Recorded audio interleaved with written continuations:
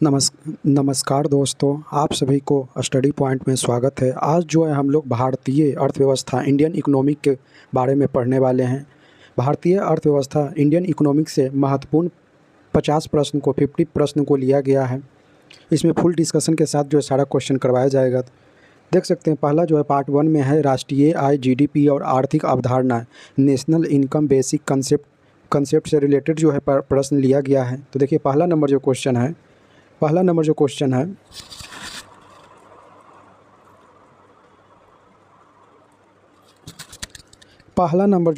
है कि भारत में राष्ट्रीय आय नेशनल इनकम का आकलन सबसे पहले किसने किया था।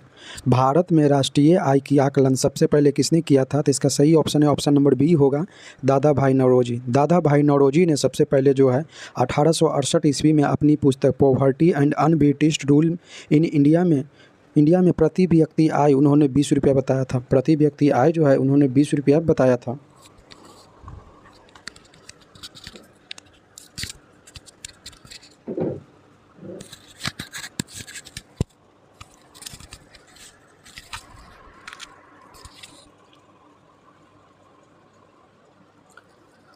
क्वेश्चन नंबर 1 है कि भारत में राष्ट्रीय आय नेशनल इनकम का आकलन सबसे पहले किसने किया था। भारत में राष्ट्रीय आय नेशनल इनकम का आकलन सबसे पहले किसने किया था? तो इसका सही ऑप्शन है ऑप्शन नंबर बी। इसका सही ऑप्शन हो जाएगा ऑप्शन नंबर बी, दादा भाई नौरोजी। दादा भाई नौरोजी ने राष्ट्रीय आय की गणना सबसे पहले किया था।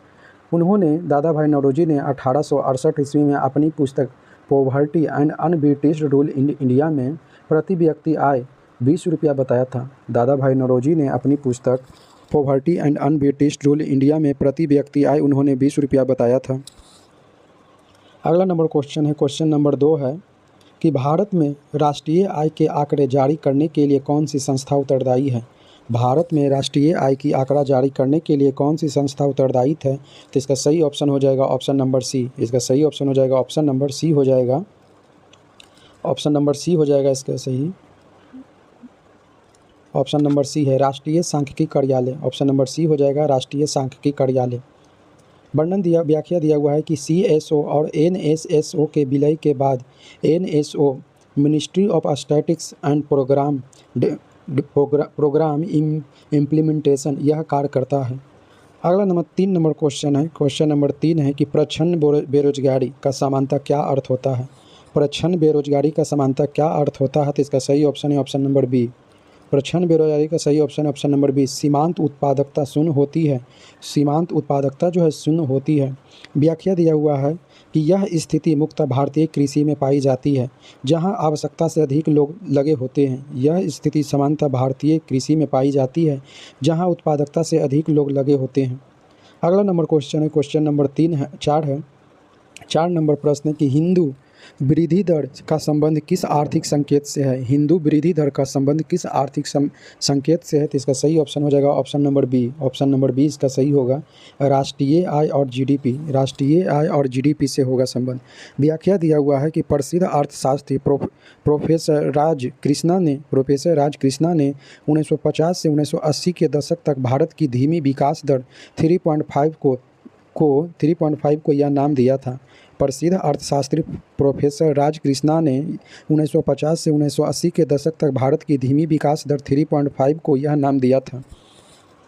अगला नंबर क्वेश्चन है, क्वेश्चन नंबर 5 है कि किसी देश की आर्थिक वृद्धि का सबसे उपयुक्त माप क्या माना जाता है। किसी देश की आर्थिक वृद्धि का सबसे उपयुक्त माप क्या माना जाता है? तो इसका सही ऑप्शन हो जाएगा ऑप्शन नंबर सी। सही ऑप्शन हो जाएगा ऑप्शन नंबर सी, प्रति व्यक्ति आय। प्रति व्यक्ति वास्तविक आय, ऑप्शन नंबर सी सही हो जाएगा, प्रति व्यक्ति वास्तविक आय को होता है। इसका व्याख्या देख सकते हैं, यहाँ व्याख्या इसका नहीं दिया हुआ है। अगला नंबर क्वेश्चन देखते हैं, क्वेश्चन नंबर 6 है। 6 नंबर क्वेश्चन है कि मानव विकास सूचकांक ह्यूमन डेवलपमेंट इंडेक्स का प्रतिपादन किसने किया था। मानव विकास सूचकांक का प्रतिपादन किसने किया था? तो इसका सही ऑप्शन हो जाएगा option number B. Option number B हो जाएगा, सही हो जाएगा ऑप्शन नंबर बी, महबूब उल हक ने जो है मानव विकास सूचकांक ह्यूमन डेवलपमेंट इंडेक्स का भी प्रतिपादन किया था। ऑप्शन नंबर बी इसका सही है। व्याख्या दिया हुआ है कि पाकिस्तानी अर्थशास्त्री महबूब उल हक ने 1990 में यूएनडीपी के लिए एचडीआई विकसित किया था। अमर्त्य सेन भी इनमें सहयोगी थे। अमर्त्य सेन भी जो थे वो इनमें सहयोगी थे। अगला नंबर क्वेश्चन है, क्वेश्चन नंबर 7 है कि लॉरेंज वक्र और गिनी गुणांक का प्रयोग क्या मापने के लिए किया जाता है? लॉरेंज वक्र और गिनी गुणांक क्या मापने के लिए किया जाता है? तो इसका सही ऑप्शन हो जाएगा ऑप्शन नंबर बी। आय की विषमता को मापने के लिए किया जाता है। सही ऑप्शन है ऑप्शन नंबर बी, आय की विषमता। इनकम इनइक्वालिटी को मापने के लिए किया जाता है। अगला नंबर क्वेश्चन है, क्वेश्चन नंबर 8 है। 8 नंबर क्वेश्चन है कि सकल घरेलू उत्पाद जीडीपी और सकल राष्ट्रीय उत्पाद जीएनपी में मुख्य अंतर क्या होता है? सकल घरेलू उत्पाद और सकल राष्ट्रीय उत्पाद में मुख्य अंतर क्या होता है? तो इसका सही ऑप्शन है ऑप्शन नंबर सी। सही ऑप्शन है ऑप्शन नंबर सी हो जाएगा। विदेशों से प्राप्त शुद्ध साधन आय ऑप्शन नंबर सी इसका सही है। व्याख्या दिया हुआ है कि जीएनपी बराबर होता है जीडीपी प्लस विदेशों से प्राप्त साधन आय। जीडीपी प्लस विदेशों से प्राप्त साधन आय होता है। क्वेश्चन नंबर 9 है कि क्रय शक्ति क्षमता परचेजिंग पावर प्योरिटी के आधार पे विश्व में भारतीय अर्थव्यवस्था का कौन सा स्थान है? परचेजिंग पावर प्योरिटी के आधार पर विश्व में भारतीय अर्थव्यवस्था का क्या स्थान है? तो इसका सही ऑप्शन हो जाएगा ऑप्शन नंबर बी। इसका सही ऑप्शन है ऑप्शन नंबर बी होगा, तीसरा ऑप्शन नंबर बी जो है इसका सही हो जाएगा। अगला नंबर क्वेश्चन देखते हैं, क्वेश्चन नंबर 10 है। क्वेश्चन नंबर 10 है कि आर्थिक शब्दावली में स्टैगफ्लेशन का क्या अर्थ है? आर्थिक शब्दावली में स्टैगफ्लेशन का क्या अर्थ है? तो इसका सही ऑप्शन हो जाएगा ऑप्शन नंबर बी। इसका सही ऑप्शन है ऑप्शन नंबर बी हो जाएगा। उच्च मुद्रास्फीति के साथ आर्थिक मंदी व बेरोजगारी। उच्च मुद्रास्फीति के साथ आर्थिक मंदी व बेरोजगारी होगा। अगला नंबर क्वेश्चन देखते हैं, क्वेश्चन नंबर पार्ट 2 में है मुद्रा बैंकिंग और भारतीय reserve bank. Money and banking से रिलेटेड क्वेश्चन जो है पार्ट 2 में है। 11 नंबर क्वेश्चन देख सकते हैं। 11 नंबर क्वेश्चन है कि भारतीय रिजर्व बैंक आरबीआई का राष्ट्रीयकरण किस वर्ष हुआ था? भारतीय रिजर्व बैंक का राष्ट्रीयकरण कब हुआ था? तो इसका सही ऑप्शन है ऑप्शन नंबर ए 1935 में। ऑप्शन नंबर इसका सही ए है, ऑप्शन नंबर ए इसका सही है कि 1935 में हुआ था। व्याख्या दिया हुआ है कि आरबीआई की स्थापना 1 अप्रैल 1935 ईस्वी को हिल्टन यंग कमीशन की सिफारिश पे हुई थी तथा राष्ट्रीयकरण 1 जनवरी 1949 को हुआ था। इसका सही ऑप्शन जो है ऑप्शन नंबर बी है, सॉरी इसका सही ऑप्शन है ऑप्शन नंबर सी है, ऑप्शन नंबर सी है। इसका सही ऑप्शन जो है ऑप्शन नंबर सी है। 11 का ऑप्शन नंबर सी है। 1949 में राष्ट्रीयकरण हुआ था जबकि स्थापना 1 अप्रैल 1935 ईस्वी को हुआ था, हिल्टन यंग कमीशन की सिफारिश पर हुई थी। अगला नंबर क्वेश्चन है, क्वेश्चन नंबर 12 है कि भारत में रेपो रेट और रिवर्स रेपो रेट का निर्धारण कौन करता है? भारत में रेपो रेट और रिवर्स रेपो रेट का निर्धारण कौन करता है? तो इसका सही ऑप्शन है option number B. Option number B इसका सही हो जाएगा, ऑप्शन नंबर बी इसका सही है। भारतीय reserve bank, option number B इसका सही है।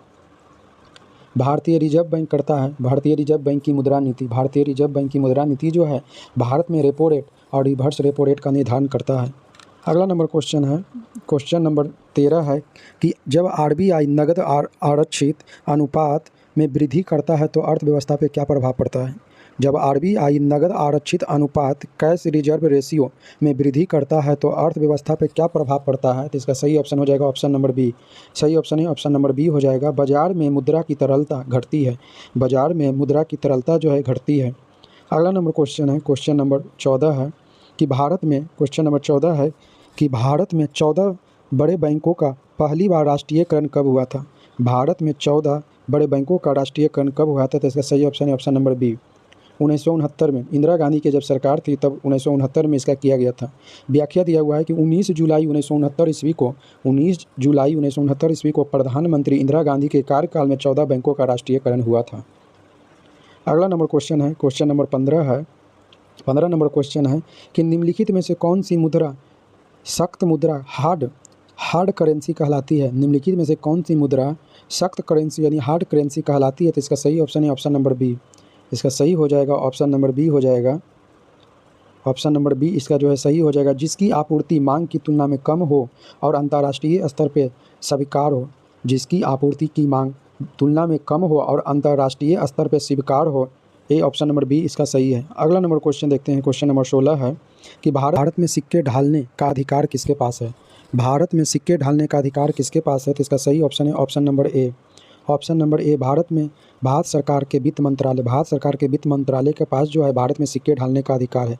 व्याख्या दिया हुआ है कि 1 रुपये के नोट और सभी सिक्कों को भारत सरकार जारी करती है, जबकि 2 रुपया और उससे ऊपर के नोट आरबीआई जारी करता है। 1 रुपये के नोट और सभी सिक्कों को जो है भारत का सरकार जारी करता है, भारत का वित्त मंत्रालय जारी करता है, जबकि 2 रुपया या उससे ऊपर के नोट को भारत आरबीआई जारी करता है।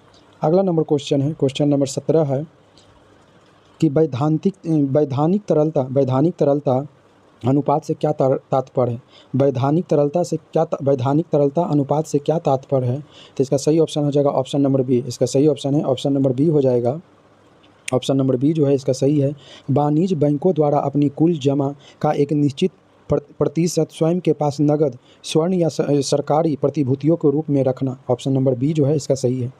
अगला नंबर क्वेश्चन देखते हैं। क्वेश्चन नंबर जो है 18 नंबर क्वेश्चन है कि क्षेत्रीय ग्रामीण बैंकों की स्थापना किस वर्ष की गई थी?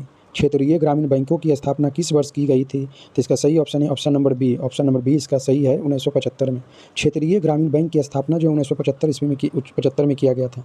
व्याख्या है कि 2 अक्टूबर 1975 ईस्वी को नरसिम्हन समिति की सिफारिश पर क्षेत्रीय ग्रामीण बैंक RRBS की स्थापना की गई थी। अगला नंबर क्वेश्चन है 19 नंबर क्वेश्चन है कि नाबार्ड की स्थापना किस पंचवर्षीय योजना के दौरान हुई थी? नाबार्ड की स्थापना किस पंचवर्षीय योजना के द्वारा हुआ था? तो इसका सही ऑप्शन है option number C. Option number C जो है इसका सही है, छठी पंचवर्षीय योजना। छठी पंचवर्षीय योजना के समय जो है नाबार्ड की स्थापना हुई थी। व्याख्या दिया हुआ है कि शिवरामन समिति की सिफारिश पर छठी पंचवर्षीय योजना 12 जुलाई 1982 ईस्वी में हुई थी। शिवरामन की सिफारिश पे छठी पंचवर्षीय 12 जुलाई 1982 ईस्वी को हुई थी। अगला नंबर क्वेश्चन है, क्वेश्चन नंबर 20 है कि बैंकिंग लोकपाल योजना का मुख्य कार्य क्या है? बैंकिंग लोकपाल योजना का मुख्य कार्य क्या है? तो इसका सही ऑप्शन है option number B. Option number इसका बी सही है। ग्राहक शिकायतों का त्वरित व निःशुल्क समाधान करना। ग्राहक शिकायतों का त्वरित व निःशुल्क समाधान करना। पार्ट 3 है, पार्ट 3 में है राजस्व, कर संरचना व बजट से रिलेटेड जो है प्रश्न आपको देखने मिलने वाला है। देख सकते हैं 21 नंबर जो क्वेश्चन है कि भारत में वस्तु एवं सेवा कर GST किस तारीख से लागू हुआ? भारत में वस्तु एवं सेवा कर किस तारीख से लागू हुआ? तो इसका सही ऑप्शन है ऑप्शन नंबर बी 1 जुलाई 2017। 1 जुलाई 2017 सही ऑप्शन है ऑप्शन नंबर बी 1 जुलाई 2017। व्याख्या दिया हुआ है कि 101वें संविधान संशोधन अधिनियम द्वारा 1 जुलाई 2017 को लागू हुआ। व्याख्या है कि 101वें संविधान संशोधन अधिनियम 1 जुलाई 2017 को जो है GST पूरे भारत में लागू हुआ था। अगला नंबर 22 नंबर क्वेश्चन है कि GST किस प्रकार का टैक्स है? GST जो है किस प्रकार का टैक्स है? तो इसका सही ऑप्शन है option number B. Option number B सही होगा, अप्रत्यक्ष कर, इनडायरेक्ट टैक्स है। GST जो है वो इनडायरेक्ट टैक्स है। अगला नंबर क्वेश्चन है, क्वेश्चन नंबर 23 है।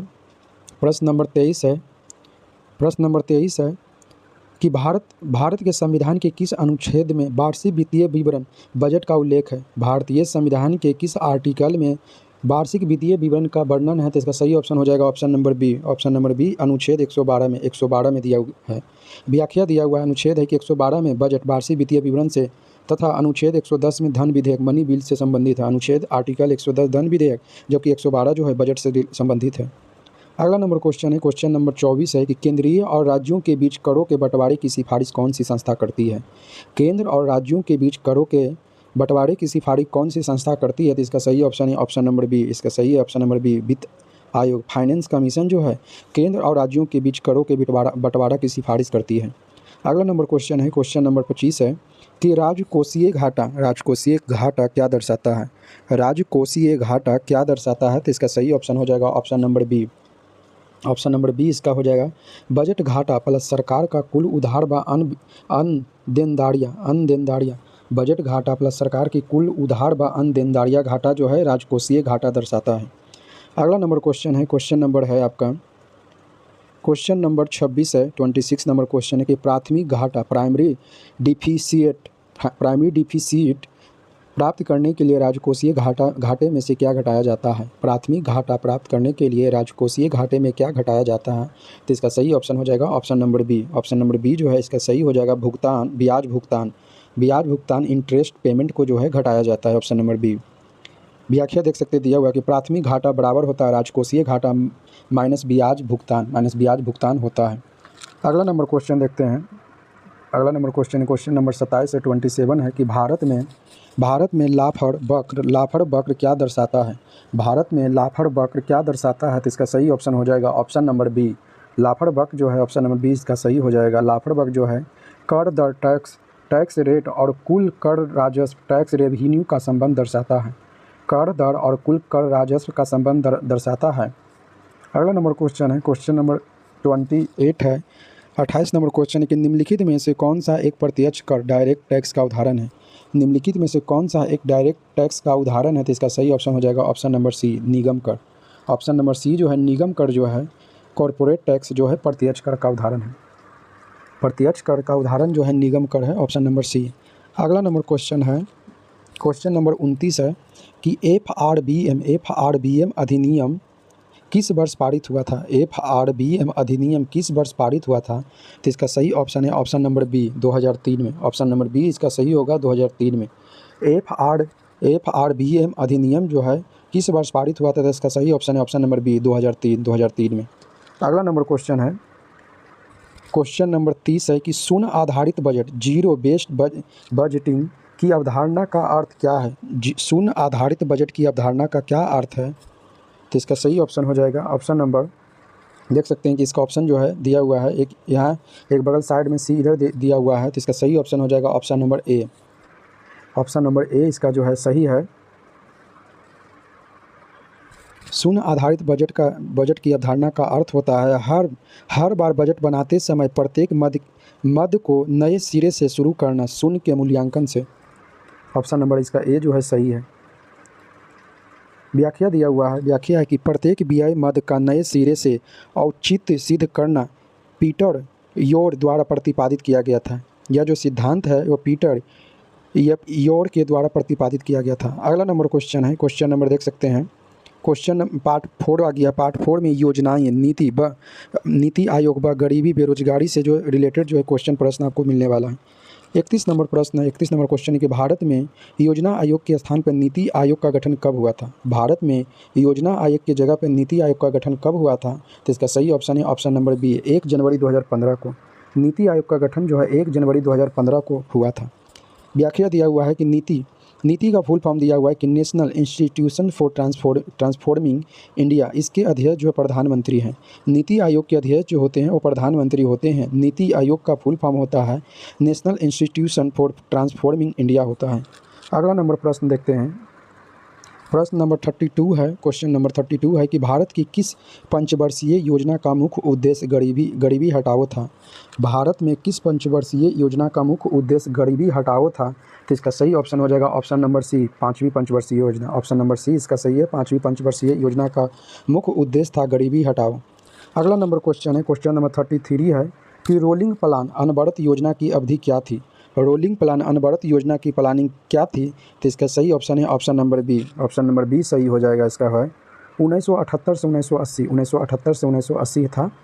व्याख्या दिया हुआ है कि 1978 से 1980 में जनता पार्टी की सरकार द्वारा मोरारजी देसाई के नेतृत्व में लागू किया गया था। 1978 से 1980 के दशक में प्रधानमंत्री मोरारजी देसाई के द्वारा जो है जनता पार्टी के सरकार से बने थे, मोरारजी देसाई प्रधानमंत्री बने थे।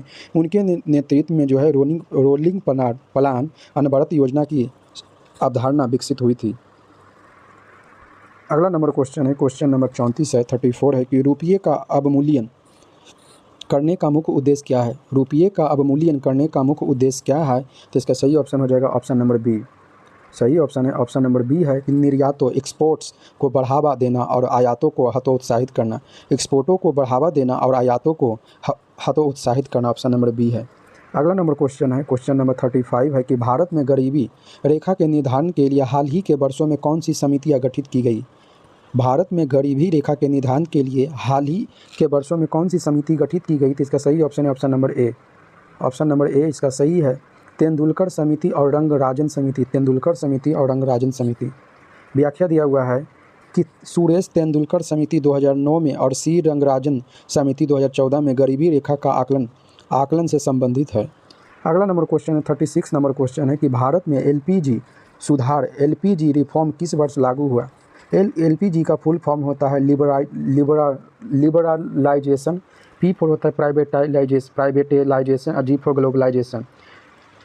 ये जो है 1991 में जो है लागू हुआ था। तत्कालीन व्याख्या है, तत्कालीन प्रधानमंत्री PV नरसिम्हा राव और वित्त मंत्री डॉक्टर मनमोहन सिंह के समय जो नई आर्थिक नीति 1991 में लागू किया गया था। LPG जो है रिफॉर्म जो है लागू किया गया था। अगला नंबर क्वेश्चन है, क्वेश्चन नंबर 37 है। 37 नंबर क्वेश्चन है कि ट्रिम्स और का संबंध किस अंतर्राष्ट्रीय संस्थान से है? ट्रिम्स और ट्रिप्स का संबंध किस अंतर्राष्ट्रीय संस्था से है? इसका सही ऑप्शन है ऑप्शन नंबर सी, WTO विश्व व्यापार संगठन से, WTO से संबंध है। अगला नंबर क्वेश्चन देखते हैं, क्वेश्चन नंबर आपका 38 है 38 है कि भारत में हरित क्रांति का जनक किसे कहा जाता है? भारत में हरित क्रांति का जनक किसे कहा जाता है? तो इसका सही ऑप्शन है option number B, MS Swaminathan को। भारत में हरित क्रांति का जनक जो है MS स्वामीनाथन को कहा जाता है। व्याख्या दिया हुआ है कि भारत में MS स्वामीनाथन को जनक माना जाता है, जबकि विश्व स्तर पर नॉर्मन बोरलॉग को माना जाता है। अगला नंबर क्वेश्चन है श्वेत क्रांति। 39 नंबर क्वेश्चन है कि श्वेत क्रांति ऑपरेशन फ्लड का संबंध किससे है? श्वेत क्रांति का संबंध किससे है? तो इसका सही ऑप्शन है ऑप्शन नंबर ए, दुग्ध उत्पादन से। श्वेत क्रांति का संबंध ऑप्शन नंबर ए है, दुग्ध उत्पादन से है, ऑप्शन नंबर ए। व्याख्या दिया हुआ है कि दुग्ध उत्पादन श्वेत क्रांति का जो जनक कहा जाता है और डॉक्टर वर्गीज कुरियन को कहा जाता है, वर्गीज कुरियन को। अगला नंबर क्वेश्चन है, question number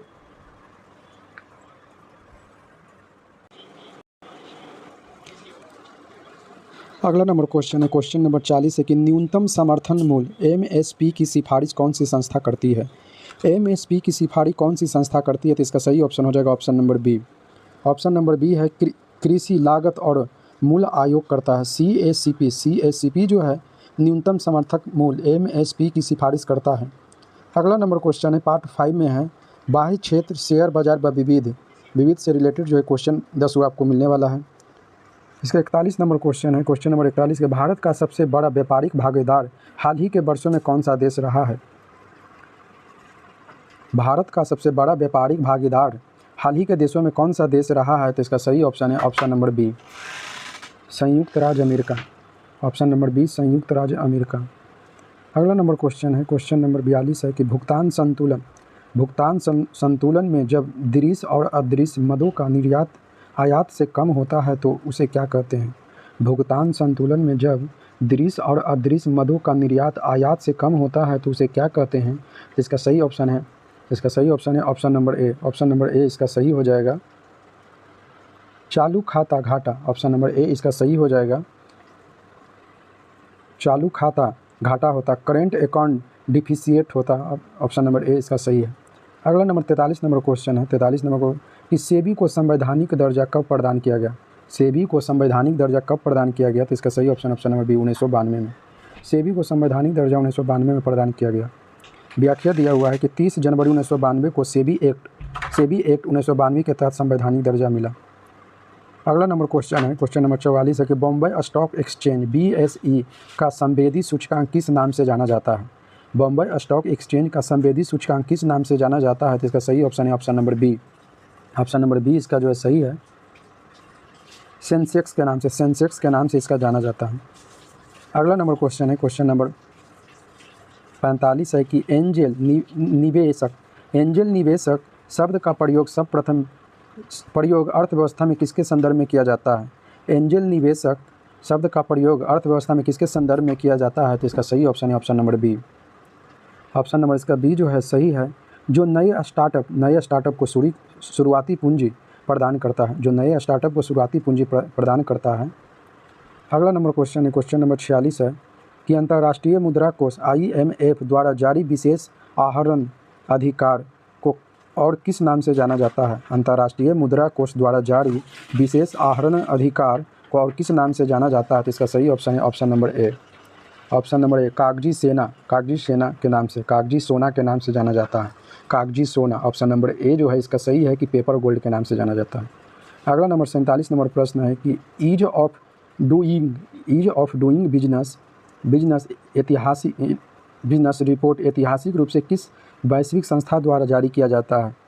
ease of doing business report ऐतिहासिक रूप से किस संवैधानिक संस्था के द्वारा जारी किया जाता है? तो इसका सही ऑप्शन है option number B. Option number B जो है इसका सही है, विश्व बैंक के द्वारा, वर्ल्ड बैंक के द्वारा जारी किया जाता है।